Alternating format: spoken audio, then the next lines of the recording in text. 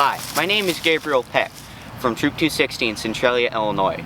But I'm coming to you tonight as the Fire Ember Chief from Firecrafters. What is Firecrafters, you ask? Firecrafters is an organization kind of like OA, but where OA is focused on service, Firecrafters is focused on your first class skills like wilderness survival and first aid. Another thing about Firecrafters is there's lots of leadership opportunities.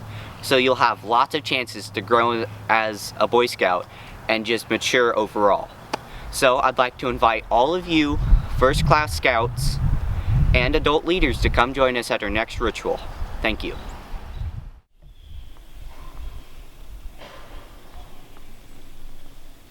Well, good morning, Greater St. Louis Area Council.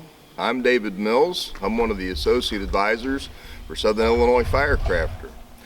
Southern Illinois Firecrafter has been around for about 60 years.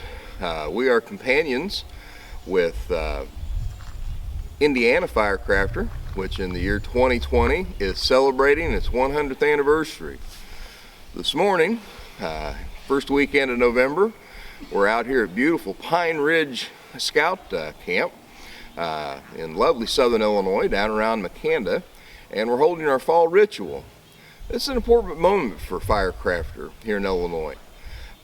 We've spent the last 60 years at various private campgrounds and campgrounds that were owned by fellow Firecrafters, and we're using this as an opportunity to expand our base and to come out into council camps and look at bringing our program of friendship, leadership, and service to the greater scouting movement here in the Greater St. Louis Area Council.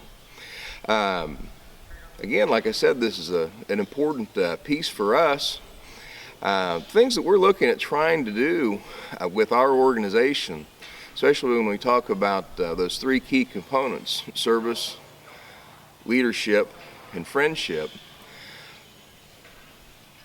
We are an honor camping society, and part of being an honor camping society is teaching those scoutcraft skills.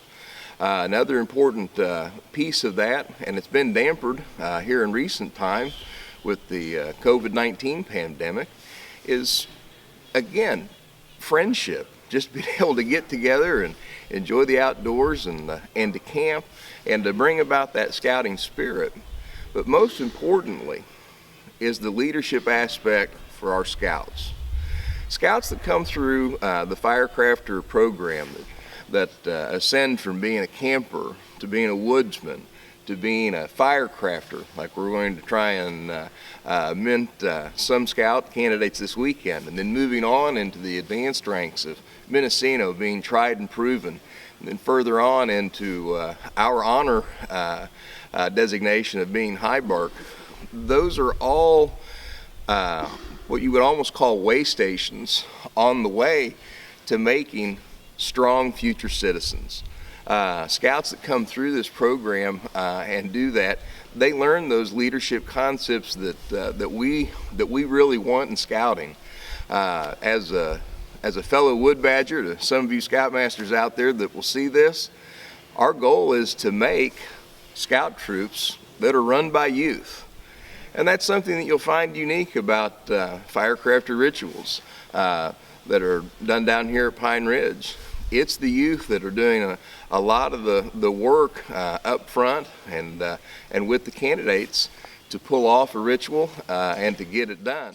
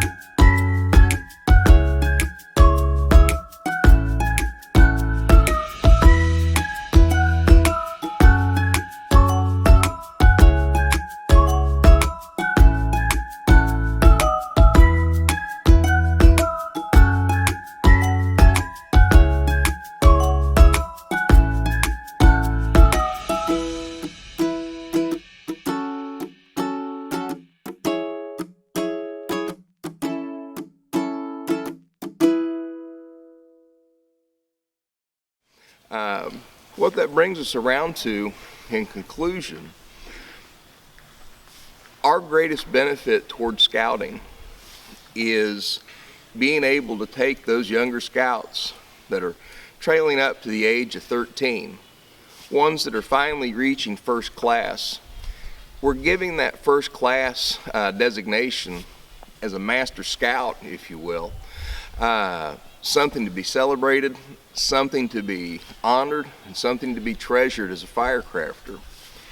There's a certain amount of pride and responsibility that goes along with wearing the colors that we have, wearing a rounder on your uniform that designates that you're a firecrafter.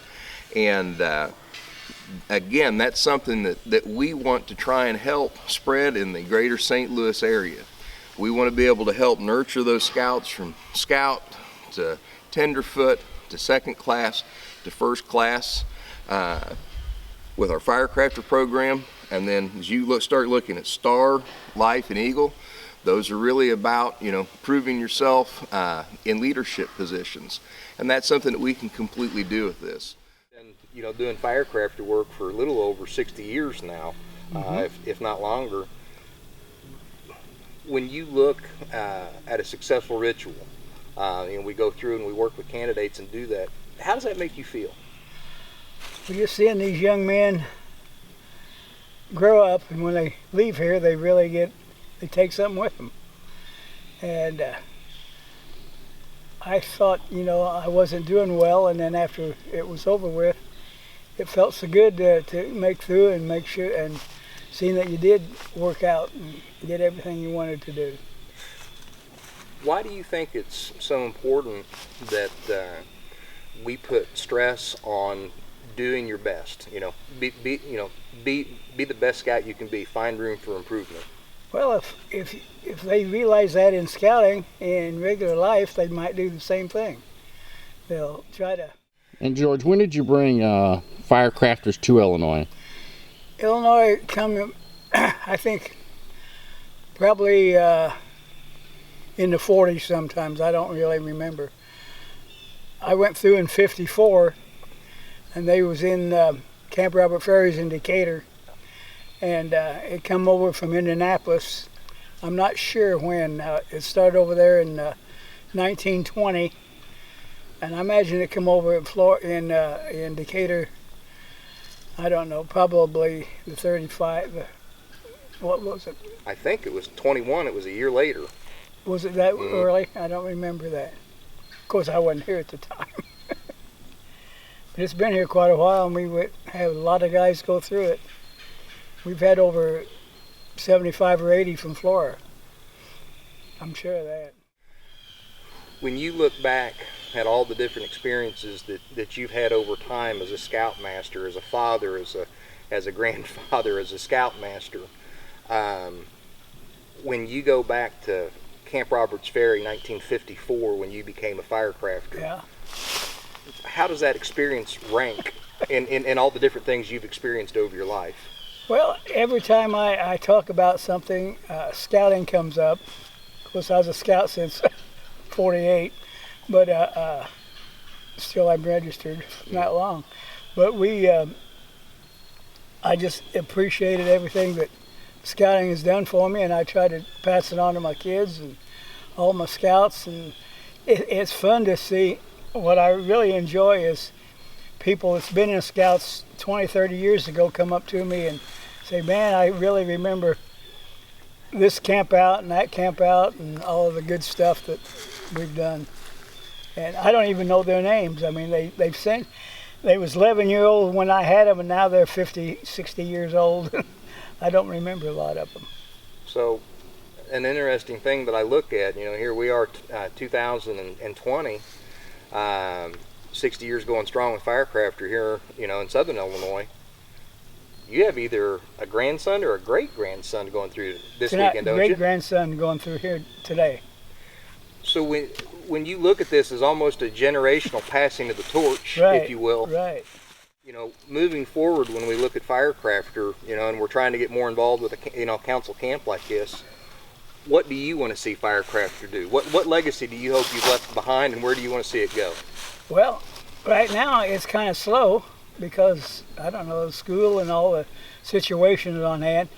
I'd like to see it get bigger in our area, and especially my troop and the troops up north there, and then see it expand down here to southern Illinois and like get started down here real good, because I think it's a good program and I think they'd enjoy it when they come out here and see what's going on, and it helps the kids mature, I think. I think it means you put a lot of work to it and it pays off in the end. It helps you with your leadership skills, especially when it comes to dealing with kids in your troop that sometimes just don't listen. It helps with a lot of things, and it just helps you in general. It can change your personality and help you become a better person, really.